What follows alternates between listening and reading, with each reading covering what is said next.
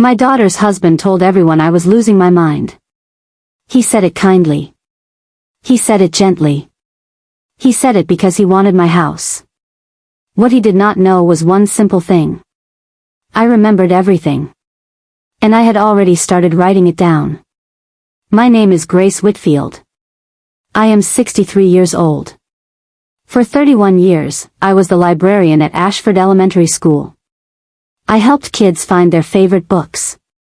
I stamped due dates onto little yellow cards. I loved that job more than almost anything I have ever done. My husband Robert and I built our house with our own hands, back when we were young and had more energy than money. It has a small porch, a big oak tree out front, and a garden in the back where I grow tomatoes every summer. Robert passed away 3 years ago. I still keep his reading glasses on the nightstand. I am not ready to move them yet, and I don't think I ever will be. My daughter Emily is 34. 6 years ago, she married a man named Derek Voss. Derek runs a small car dealership on the edge of town. He is charming. He remembers birthdays without being reminded. He calls me Mom, in a warm voice that always made me smile, even on hard days. Emily and Derek have a daughter, my granddaughter Lily. She is 9 years old. She draws pictures of our dog, Biscuit, and tapes them to my refrigerator every time she visits. Every Sunday, like clockwork, Emily calls me, and we talk for an hour about nothing important at all. What she had for dinner. What Lily said at school. Whether it might rain that weekend. That was our life. Simple. Steady. Safe. 2 Sundays before everything changed, Emily called like always. Near the end of the call, she said something I didn't think much of at the time. Derek's been talking about your finances, Mom. Just making sure everything's in good shape for you. He worries about you being out here alone. I remember laughing a little. Tell him I'm just fine, I said. I've been alone in this house for 3 years now, and the roof hasn't caved in yet. Emily laughed too. We moved on to talking about Lily's soccer game. I hung up the phone that night and never gave Derek's worrying a second thought. Robert used to say I had a filing system for a brain. Every birthday, every anniversary, every little promise anyone ever made me, I kept it somewhere in there, neat and labeled, the same way I kept the card catalog at the school library long after everyone else switched to computers. Robert teased me about it for 34 years of marriage. Near the end, when his own memory started slipping, he used to squeeze my hand and say, "Good thing one of us still remembers everything." I did not know, back then, how much that would come to matter. I trusted Derek. I trusted him because my daughter loved him, and because a mother wants to believe the man her daughter chose is a good man. I never once thought to check on that trust, the way you'd check a lock on a door you assume is already closed. Why would I? I was just a grandmother with a garden and a dog in a house full of memories. I did not know that a plan was already moving, quietly, behind that trust. I did not know that trust could be studied and used, the same way a person might study a lock before they pick it. I found out on an ordinary Tuesday afternoon, while I was kneeling in my garden, pulling weeds from around my tomato plants. The kitchen window was open. It was warm that day, and I liked the smell of fresh air moving through the house while I worked outside. Derek had stopped by to drop off some paperwork for Emily, who was running late at work. He thought I was still out back, too far away to hear anything. He did not know how close I was to that window. I heard him say a name I didn't recognize. Then I heard him say something that made my hands go still in the soil. Once we get power of attorney, he said, the house is basically ours. We just need Emily to sign off, and the rest takes care of itself. I stayed on my knees in the dirt for a long moment. Power of attorney. Those are not casual words. Those are legal words. The kind of words a person uses when they are planning something, not just talking. I did not go inside right away. I finished pulling the weeds I had already started. My hands knew what to do, even when my mind did not. When I finally walked in, Derek was sitting at my kitchen table, smiling, sliding a folder across the table toward me. Just some papers for you to look over when you get a chance, Mom, he said. Nothing urgent. I smiled back at him. I thanked him. I did not ask what I had just heard through the window. That night, I sat at my kitchen table long after the sun went down. I thought about the way he had said, the house is basically ours. Not her house. Not Grace's house. Just ours, like it already belonged to someone else, and I was simply the last person who hadn't been told yet. I told myself I was probably wrong. I told myself I had misheard, or misunderstood, or that it meant something harmless. But a small, steady part of me, the same part that used to catch a misfiled book on a shelf without even trying, did not believe that for 1 second. I got a notebook out of the drawer where I kept old grocery lists. I wrote down the date. I wrote down exactly what I had heard, word for word, while it was still fresh in my mind. I did not know yet what I was building. I only knew that something in my house had changed, and I was going to start paying very close attention. A week later, the phone rang while I was doing dishes. It was a woman's voice, friendly and businesslike. Hello, is this Grace Whitfield? I'm calling from Ashford Family Health to confirm your appointment next Tuesday at 10 in the morning, for your cognitive evaluation. I set down the dish towel. My what? Your cognitive evaluation, she repeated, like it was the most ordinary thing in the world. It was scheduled by your family. Tuesday at 10. Should I go ahead and confirm? I did not want to sound confused, even though I was. I said yes, go ahead, thank you, and I hung up the phone.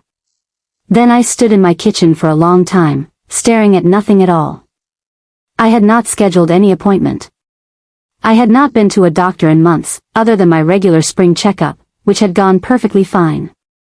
Someone had made this appointment for me. Someone had called it a cognitive evaluation, which is simply a fancy way of saying a test to see if your mind is still working the way it should. I thought about the phone call I had overheard through the window. Power of attorney. The house is basically ours. And now, out of nowhere, a test to check whether I was losing my mind.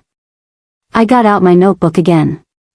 I wrote down the date of the call, the time, the exact words the receptionist had used, and the date of the appointment I never made. My old librarian habits were waking back up. Write it down. Keep it organized. Nothing gets filed wrong on my watch. I decided not to say anything to Emily just yet. Not because I didn't trust my daughter, but because I did not yet understand what I was dealing with. I wanted to see where this appointment had come from before I said a single word to anyone. So on Tuesday morning, I got dressed, and I went. I want to tell you something honest. Somewhere in that first week, I almost talked myself out of all of it. I sat on my porch one evening with a cup of tea going cold beside me, and I thought, maybe I'm making something out of nothing. Maybe Derek really was just worried about me. Maybe the appointment was a sweet, if clumsy, gesture from a son-in-law who loved me and didn't know how to say it directly. Maybe I was a lonely old woman turning ordinary kindness into a conspiracy, simply because I missed having someone to be suspicious with, the way Robert and I used to be suspicious together about salesmen and telemarketers, laughing about it afterward over dinner. I almost called Emily that night. I had the phone in my hand. I almost said, "Sweetheart, is everything all right with Derek and the business?" just to hear her say yes, and let the whole thing go. But I didn't call.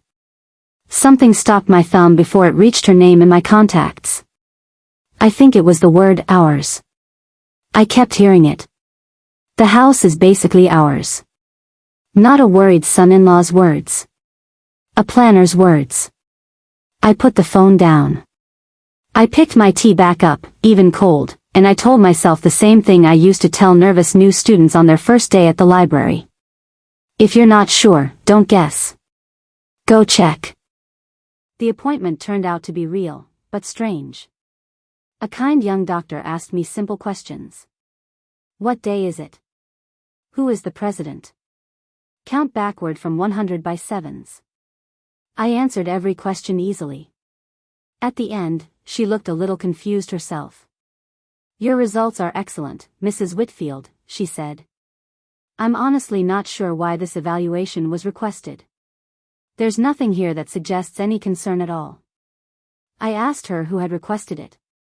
She checked her computer and told me the request had come through with a signed consent form, filled out by a family member, authorizing the appointment on my behalf.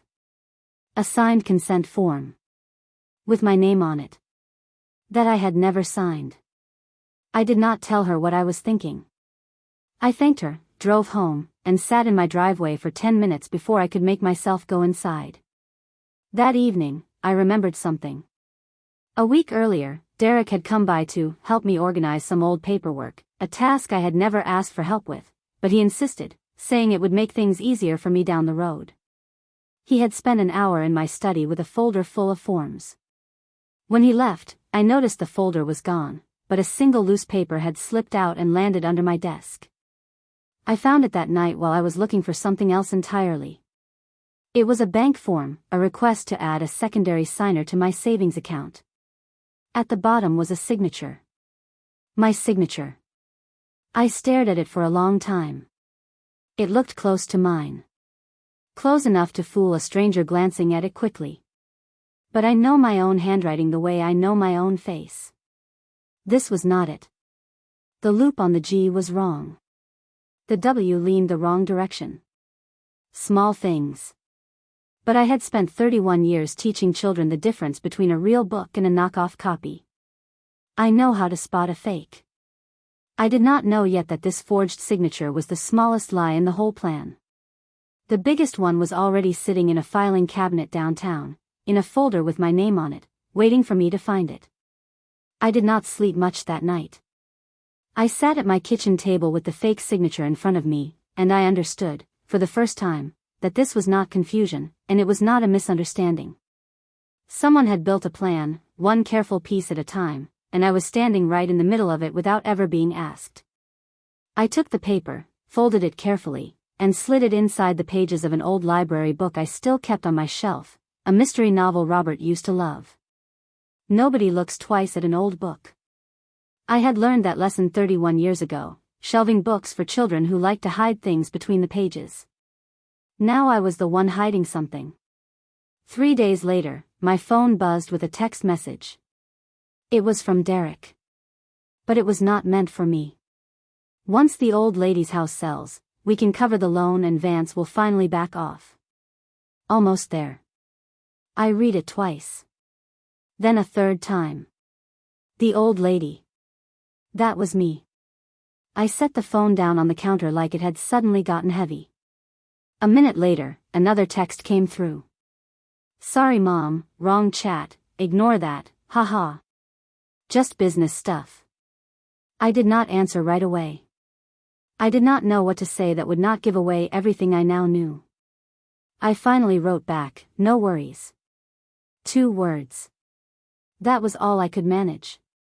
I sat down at my kitchen table, the same table where Robert and I had eaten dinner for 30 years, and I thought about the word Vance. I did not know who Vance was. But I knew he was tied to money, and I knew Derek needed my house to pay him. I picked up the phone and called the one person I trusted more than almost anyone left in this world besides my own daughter. My neighbor and oldest friend, Carol. Carol, I said, I need you to come over. And I need you to bring your reading glasses. I have a lot to show you. She said she'd be there within the hour.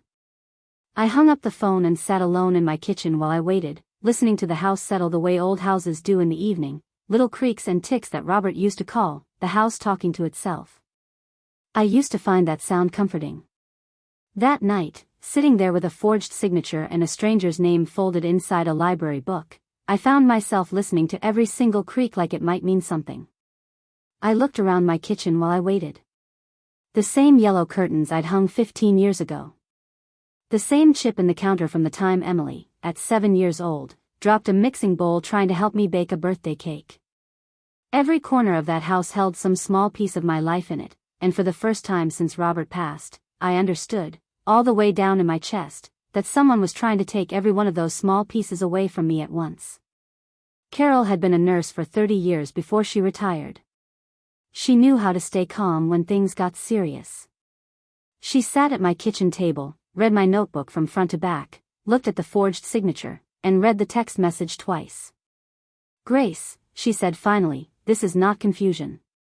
This is a plan." "I know," I said. "You need proof," she said. "Not panic. Proof." Carol suggested we call Alan Pierce, an old friend of Robert's from years back, a retired lawyer who still helped people in town when they needed it. Alan came over that same evening. He read everything I had, slowly and carefully, the way a man reads something he already suspects is bad news before he's finished the first page. "Grace," he said, "have you checked the county recorder's office? If someone has filed paperwork for guardianship or power of attorney, it would be sitting on public record, plain as day." I did not even know that was something a person could check. The next morning, Alan drove me downtown himself. We walked into the county building together, and a clerk pulled up the records under my name. There it was. A filing, started 3 weeks earlier, requesting a limited guardianship over my affairs. It listed the cognitive evaluation as supporting evidence, even though the doctor had found nothing wrong with me at all. And it listed a second name I had never heard before, Renata Cole, described as a geriatric care consultant, who had reviewed my case and recommended I move into assisted living for my own safety. I had never met Renata Cole in my life. I had never spoken to her. I had never been reviewed by anyone. Alan's jaw went tight as he read it. "Someone is paying this consultant," he said quietly. "And I'd bet my law degree it isn't you." We drove home mostly in silence. I sat in the passenger seat, watching the town I had lived in my whole life pass by outside the window, and I thought about how strange it was that a stranger named Renata Cole had apparently decided my future without ever once meeting me. Alan told me he could file paperwork to formally oppose the guardianship request. He also told me something else, something that made my stomach turn even more than everything before it. "Grace," he said, "if they're this far along with paperwork, I'd check to see if they've started anything else. Anything financial. Anything real estate related. Before I checked anything about the house, I wanted to understand the man whose name kept following me around. Vance." I asked Alan if he knew anything. He did. Everyone in town, it turned out, knew a little about a man named Ray Vance, though not many people said his name out loud. He was not a bank. He was the kind of man small business owners went to when a bank had already turned them down, the kind of man who lent money quietly, at high interest, and did not like waiting for it back. Alan told me Derek's dealership had been struggling for almost 2 years. A bad batch of used cars. A lawsuit that never made the papers. Slow months that turned into slow years. I had never heard a word of it from Derek, not once, not in 6 years of Sunday dinners and warm hellos. I sat with that for a while. It did not excuse anything Derek had done. Nothing excuses forging a signature or paying a stranger to lie about an old woman's mind. But it helped me understand the shape of it. He was not doing this because he hated me.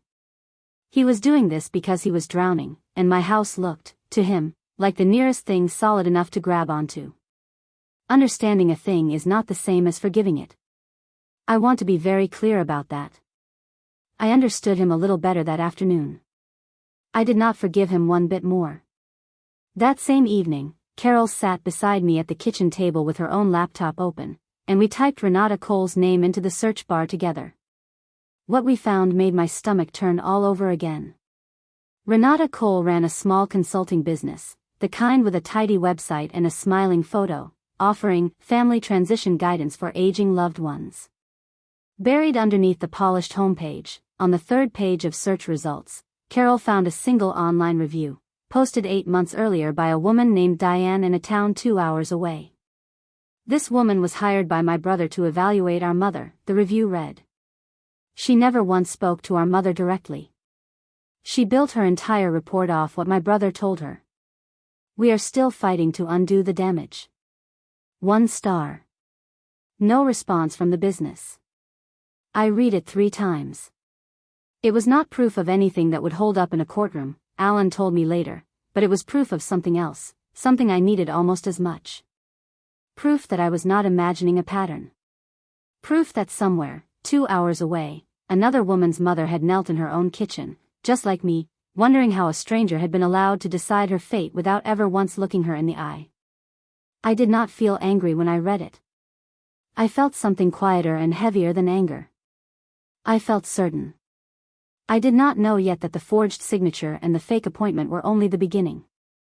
The biggest piece was still waiting for me, sitting out in plain sight on the internet, for anyone in the world to see, except for the one person it actually belonged to. I was sitting on my porch with Biscuit at my feet, drinking my morning coffee, when Carol called me, her voice tight and fast. "Grace, turn on your computer right now." I did. She sent me a link. It was a real estate listing. The address was my address. The photos were my kitchen, my living room, my garden, the one Robert and I had built with our own hands 30 years ago. Someone had walked through my entire house with a camera and photographed every single room, and I had never once let a photographer inside. The listing said the home would be available soon, pending finalization of ownership transfer. Underneath, it listed an asking price. My whole life, priced and posted online, like it already belonged to somebody else. I understood everything at once. The doctor's appointment had not just been a fake test. It had been a window. A few empty hours where someone could walk through my house with a camera while I sat in a waiting room, answering questions about the president and counting backward by sevens. I put my coffee cup down on the porch railing. My hands were shaking, but only a little. Mostly, I felt something else. Something steadier than fear. Something that felt, oddly, a little bit like relief, the relief of finally seeing the whole shape of a thing instead of only its shadow. I looked down at Biscuit, who had no idea that anything in the world was wrong, and I thought about Robert, and the oak tree we planted the year Emily was born, and 31 years of stamping due dates onto library cards for other people's children. I was not going to be quietly moved out of my own life. Not like this.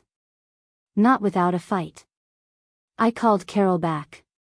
"I need you and Alan," I said. "Tomorrow. Bring everything we have. I think it's time." 3 days later, Derek called and invited me to Sunday dinner at his and Emily's house. "Just family," he said, his voice warm as ever. "Nothing fancy. Lily's been asking to see you." I said I'd be there. I did not tell him what I already knew. I got dressed carefully that morning. I put on the blue cardigan Robert always liked, and I packed a large tote bag, the kind I used to carry books home from the school library in. Inside it, I placed 4 folders, each one labeled neatly in my own handwriting. Carol offered to come with me and wait outside, just in case. Alan told me he would be a phone call away the entire evening. When I arrived, the table was already set for more people than just family. My brother Tom was there. Emily's Aunt Patricia was there. And sitting at the end of the table, in a gray blazer, holding a leather folder of her own, was a woman I had never met but recognized instantly. "Mom, this is Renata," Emily said gently, guiding me to a chair like I might lose my balance walking across the room. "She's here to talk with us. About some things. For your own good." I let her guide me. I sat down. I smiled the way I used to smile at nervous children on their first day at the library, warm and patient, giving nothing away. Derek stood up and cleared his throat like a man about to give a toast. He talked about how much he loved me, how much this family meant to him, how hard it had been to watch me struggle a little since Robert passed. He talked about safety. He talked about peace of mind. He said the word confused twice, gently, like he was handling something fragile that might break in his hands. Renata Cole opened her folder and began to speak about cognitive changes common in seniors living alone, about evaluation results, about how a transition to assisted living, sooner rather than later, was often in the client's best interest. She had a soft, practiced voice, the kind that has said the same sentences to a dozen different families in a dozen different kitchens. She talked about statistics. She talked about safety showers and medication schedules and the emotional toll of caregiving on a young family. Aunt Patricia nodded along slowly. My brother Tom kept his eyes on the tablecloth, the way he always did when he was uncomfortable but didn't know what to say. I noticed the roast chicken Emily had made was still sitting untouched in the middle of the table, going cold under its foil, while a stranger explained to a room full of my family why I could no longer be trusted to live in my own house. I let Renata finish every last word. I did not interrupt once. Then I asked one simple question. "Renata," I said, "what was my score on the test I never took?" The room went quiet. Renata blinked. "I'm sorry." "The cognitive evaluation," I said. "I took it. I passed with flying colors. The doctor told me herself there was nothing concerning at all. I'm curious what score you were given, since you clearly didn't get it from me." Renata's face changed. She looked at Derek. Derek did not look back at her. I reached into my tote bag and took out the first folder. "This," I said, laying it flat on the table, "is a bank form with my forged signature on it. I did not sign this. A handwriting expert would tell you the same thing in about 10 seconds. I opened the second folder. This is a text message Derek sent to me by accident, 3 weeks ago, meant for a man named Vance. In it, he calls me the old lady whose house would cover his loan. I opened the third folder. This is the guardianship filing from the county recorder's office. It lists Renata Cole as a consultant who reviewed my case. I have never met Renata Cole in my life until 15 minutes ago, sitting right here at this table. I opened the fourth folder. And this, I said, sliding it toward my daughter, is a real estate listing for my house. My kitchen. My garden. Photos taken inside my home while I was sitting in a waiting room, being tested for a condition I do not have. Nobody at the table said a single word. My brother Tom had gone pale. Aunt Patricia had her hand pressed flat against her chest. Renata Cole closed her folder slowly, her face gone white. "Mr. Voss," she said quietly, "you told me your mother-in-law was resistant to help, and that her daughter had real concerns about her memory. You did not tell me she had already been formally evaluated and cleared. I will be reporting this to my licensing board first thing tomorrow morning." She stood, gathered her things, and left without looking at anyone else again. Emily had not said a single word this whole time. She was staring at Derek, and I watched something break behind her eyes, the same way I imagined my own eyes had broken weeks earlier, kneeling in my garden. "Derek," she said, her voice shaking, "you told me she was getting worse. You told me this was to protect her. Is any of this true? Any of it at all?" Derek opened his mouth. He tried to explain about the business, about a loan, about a man named Vance, about how it was all going to work out fine in the end, how none of it was as bad as it looked from the outside. "I was going to tell you everything once the business was stable again," he said to Emily, his voice cracking in a way I might once have felt sorry for. "I was trying to protect this family. Both of you. By lying to my mother's doctor," Emily said. "By forging her name. By listing her house before she even knew it was for sale. That's not protecting anyone, Derek. That's just stealing, dressed up nicely." Nobody at that table wanted to hear another word of his explaining. Aunt Patricia stood up and said she needed some air. My brother Tom just shook his head slowly, like a man watching something he could not quite believe was real, even with the proof sitting right in front of him on the table. I did not raise my voice. I did not need to. "Derek," I said, "I raised my daughter to be smart, and to be kind, and to trust the people who love her. I did not raise her to be lied to inside her own home. That ends today." I turned to Emily. "None of this is your fault," I told her. "You were lied to as carefully as I was. I am not angry at you. I never could be." Emily started to cry. I stood up, walked around the table, and put my arms around my daughter while her husband sat frozen in his chair, with nothing left to say to either one of us. While the grown-ups sat in stunned silence, I heard small feet on the stairs. Lily had come down from her room, drawn by the quiet, which was somehow louder than any shouting could have been. She looked at me, then at her mother's tear-streaked face, then back at me. "Grandma," she said, "are you okay?" I knelt down slowly, the the way my knees don't love as much as they used to, and I took her small hands in mine. "I'm more than okay, sweetheart," I said. "Grandma's just fine. Grandma's always paying attention." She smiled at that, a small, easy smile, the kind only a 9-year-old can give in the middle of a mess she doesn't fully understand yet. I held on to that smile the whole drive home.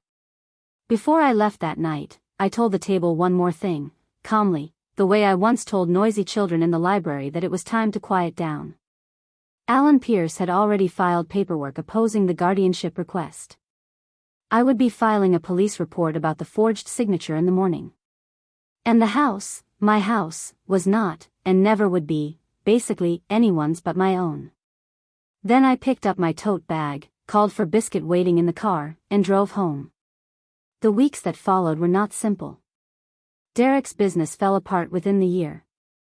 The loan from the man named Vance came due, and there was no house left to sell to cover it.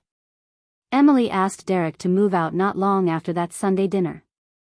I never celebrated that. A part of me only felt sad for my daughter, and for the version of her marriage she had believed in for 6 good years. What I did celebrate, quietly, in my own garden, was something else entirely. Emily started calling me every single day, not just on Sundays. Lily still tapes her drawings to my refrigerator, and lately she has been drawing pictures of the two of us, together, in the garden, which I keep even though I already have too many taped up to fit. The guardianship petition was withdrawn within a week. The house stayed mine. I still keep Robert's reading glasses on the nightstand. I am still not ready to move them, and now, nobody is asking me to. I think about that Tuesday afternoon often, kneeling in my garden, hearing 4 words through an open window that changed everything. Power of attorney. I think about how close I came to losing my house, my independence, and my own good name, all because someone assumed that a 63-year-old widow with a garden and a dog would not notice, would not check, would not fight back. I was a librarian for 31 years. I know how to keep records. I know how to notice when something is out of place on a shelf. And I know now, more than I have ever known anything, that being underestimated is not a weakness at all. It is a disguise. A very good one, if you know how to use it. They thought I was too old, too soft, too confused to see what was happening in my own house. They were wrong about all 3. And they found that out at my own kitchen table, one folder at a time. These days, my garden is doing better than ever. Biscuit still waits for me on the porch every morning. And every single piece of paper I own is exactly where I put it, filed, organized, and ready, just in case anyone ever underestimates me again. If you are listening to this, and someone in your own life has started treating you like you're already fading, like your voice matters a little less than it used to, I want you to hear this from me, clearly. Notice everything. Write it down. Keep your own record, even if no one has asked you to. You do not need to raise your voice to be taken seriously. You only need to be ready. I was ready. And when the moment came, that was enough.